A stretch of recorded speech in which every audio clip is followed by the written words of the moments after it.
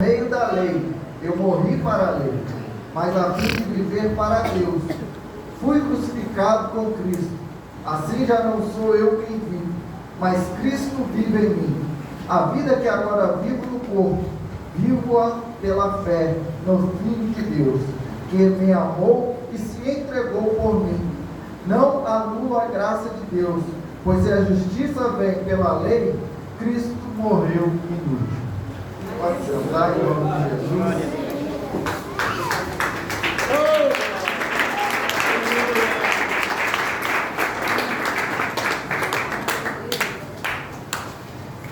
Falar um pouco sobre a vida de Paulo, sobre as cartas paulinas, é algo que nos traz grandes benefícios quando falamos do Evangelho de Cristo. Paulo, todo mundo sabe que em Atos 9, Saulo se converte ao Senhor, tem um encontro com o Senhor, e agora ele vai aprender um pouco, ou aprender sobre Cristo. Sabemos que Paulo, ou Saulo, ele tinha a sua cultura judaica, tinha grandes conhecimentos, estudou com Gamaliel, um dos grandes líderes, professores da época. Então ele tinha entre ele um grande conhecimento da lei judaica. E agora ele é chamado por Cristo para uma nova vida, uma nova maneira de viver, de pensar e de agir. Paulo agora ele tem a sua incumbência de levar as pessoas a Cristo, fazer com que todos aqueles que ali estavam em Jerusalém pudessem contemplar o verdadeiro Evangelho a qual Cristo morreu na cruz do Calvário.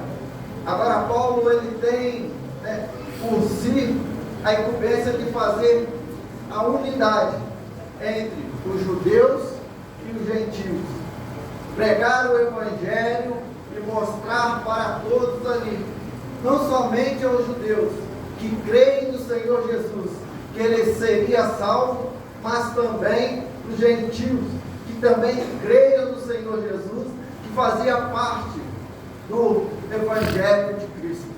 E isso me chama muita atenção, porque não é fácil você falar, convencer, mostrar para alguém que a sua vida em toda foi criada debaixo de dogmas, debaixo de religião, debaixo de conceitos. E como agora apresentar um novo conceito? Como agora apresentar Cristo a uma pessoa, e todo mundo conhece e sabe a respeito do judaísmo, como que eles são disciplinados naquilo que eles fazem. E como agora dizer para alguém: olha, a partir de agora é Cristo, a partir de agora é uma nova vida, a partir de agora é pela graça, não pela lei. E eles começam então a anunciar, a pregar, a mostrar, e além disso, ele tinha que convencer aqueles que estavam ao seu redor que ele havia mudado. Aquele que perseguia o povo não estava mais perseguindo, mas estava anunciando vida, que é Cristo Jesus. Paulo tem um papel fundamental para a igreja do Senhor.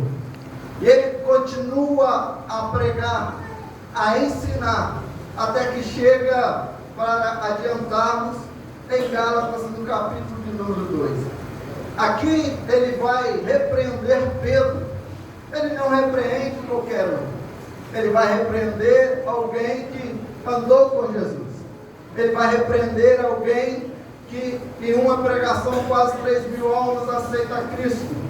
Ele vai pregar para alguém que quando Cristo morre, que volta para o mar para pescar, o Senhor chega diante dele e fala: Pedro, tu me amas?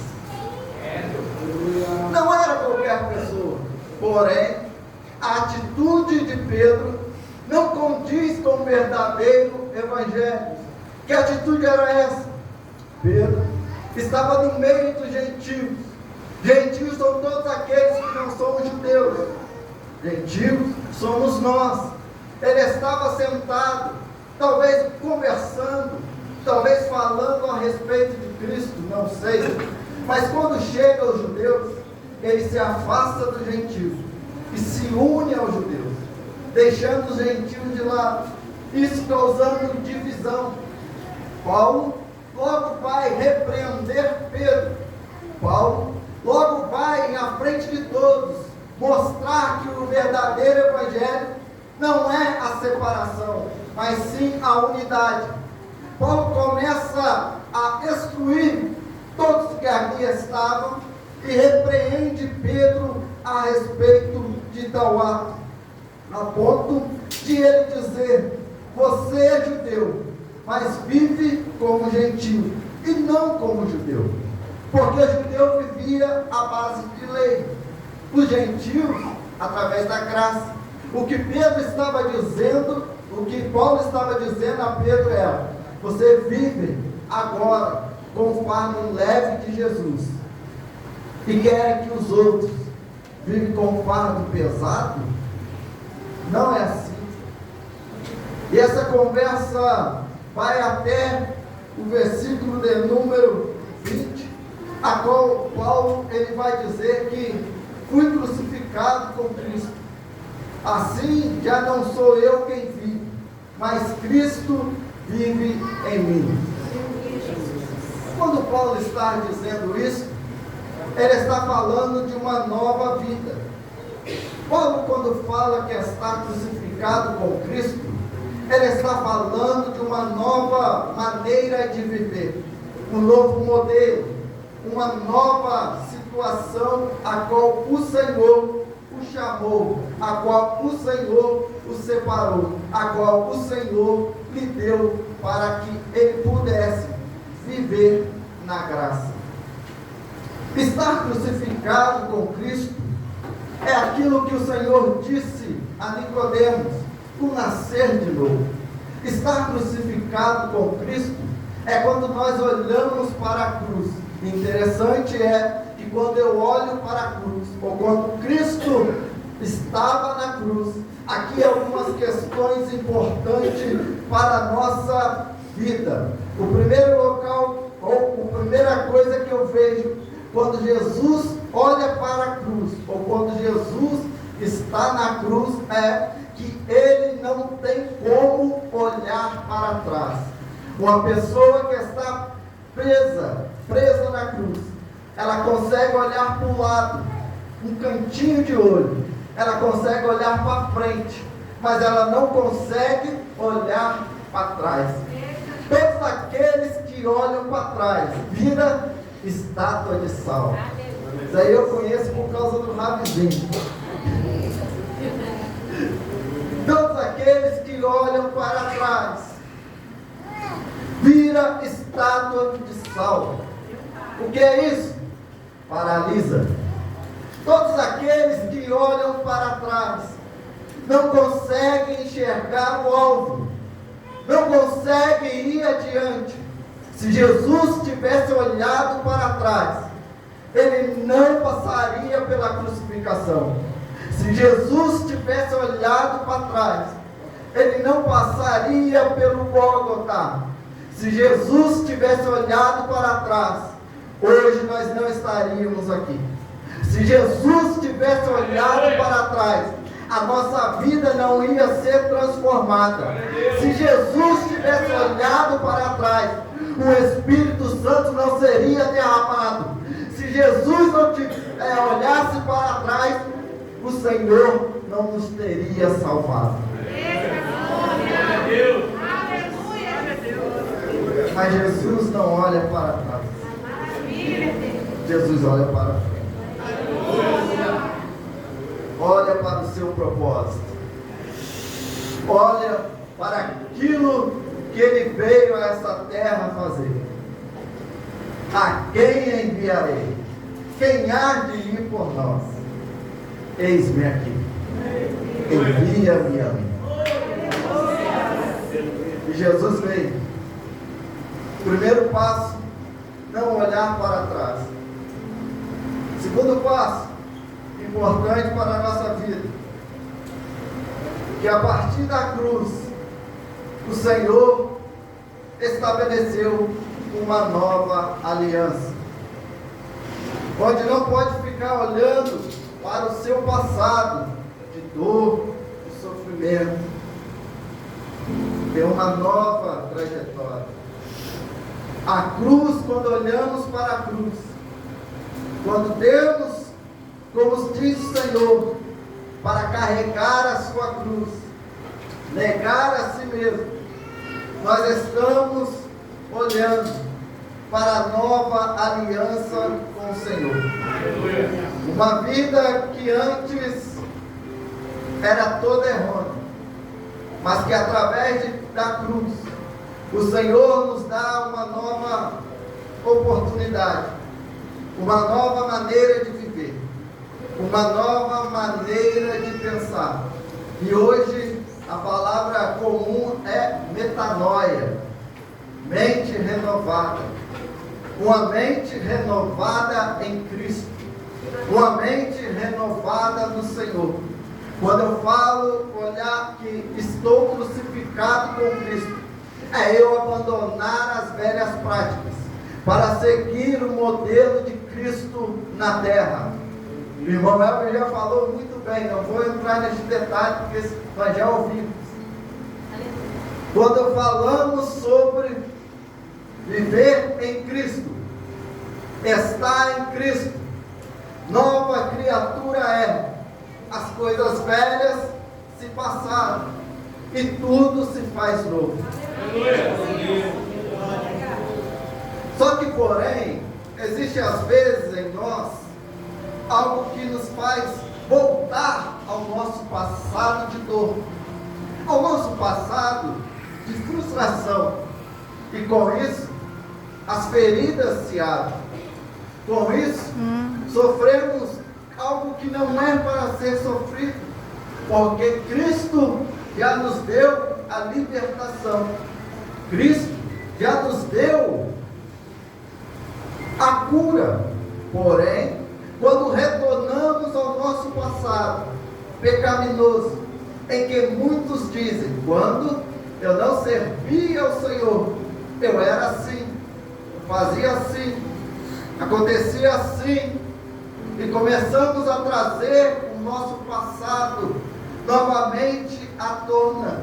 E muitos têm voltado e trazido para si um sofrimento que não deixa viver o hoje, que não deixa viver o agora, não deixa viver o que Cristo tem para ele. Um exemplo é na vida sentimental.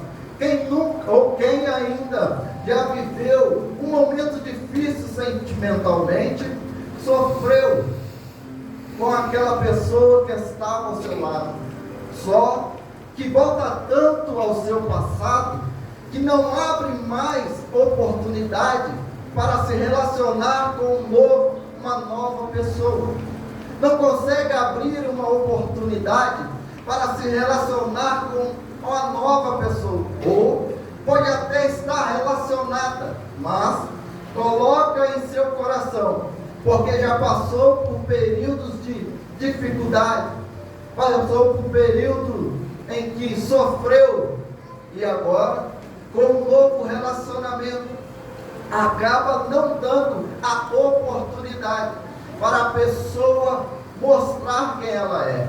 Por exemplo, quem já levou galho, né? Como é que chama aí? Galho, chifre, como é que é? Chifre. Fala aí, gente. Chifre. Meu Deus, eu não sei o nome.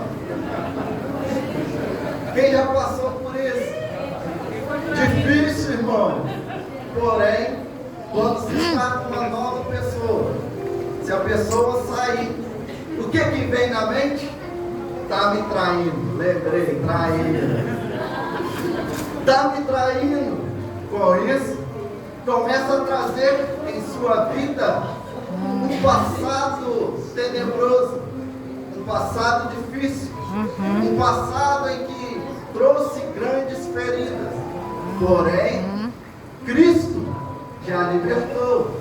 Cristo já trouxe para para ele cura, a qual só fica a cicatriz, porém não traz mais sentimentos de dor, porém não traz mais sentimentos de dificuldades, sentimentos tenebrosos.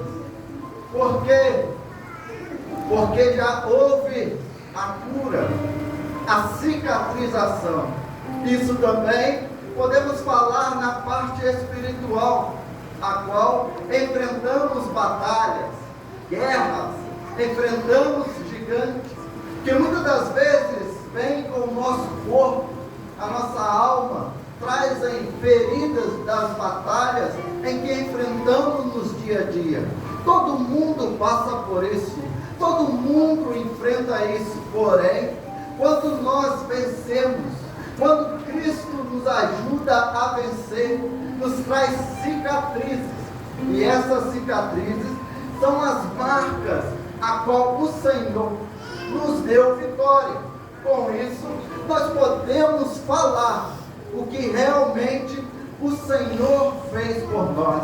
Lembramos da vida de Davi, quando ele vai enfrentar o Golias, o que ele traz na sua vida, as marcas, as vitórias que ele alcançou contra leão e contra urso. Ele vai trazer para si: olha, o Senhor já me deu vitória aqui, o Senhor já entrou com providência ali, e não é esse circunciso que vai, aleluia, conseguir nos vencer, porque eu vou até ele no nome de Jesus.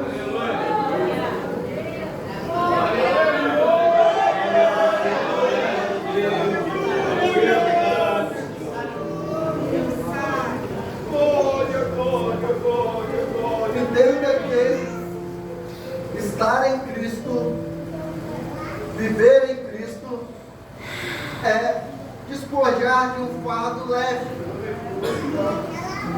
E tudo que o inimigo quer